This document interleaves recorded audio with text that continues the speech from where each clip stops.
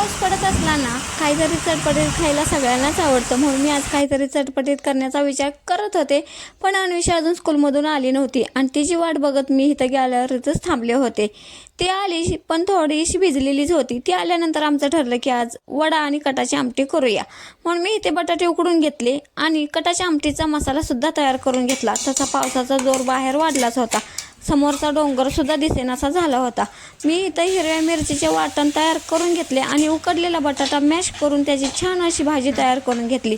तोपर्यंत आपल्या कटाच्या आमटीचा मसालासुद्धा थंड झाला होता. तो मिक्सरच्या भांड्यामध्ये घेतला आणि ते वाटून घेतला.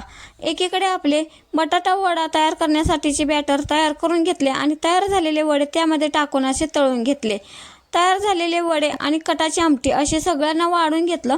सगळ्यांचं खाऊन झाल्यानंतर मी अन्विषाचा थोडा वेळ अभ्यास घेतला, कारण उद्या तिचा इंग्लिशचा पेपर होता आणि त्यातलं ग्रामर तिला थोडंसं समजावून सांगायचं होतं. जेवण झाल्यानंतर सगळं किचन आवरून घेतलं होतं आणि थोडा वेळ रेस्ट केली. नंतर आम्ही शतपावली करण्यासाठी थोडा वेळ बाहेर गेलो आणि हा व्हिडिओ इथं सेंड करते. पुन्हा भेटू नेक्स्ट व्हिडिओमध्ये.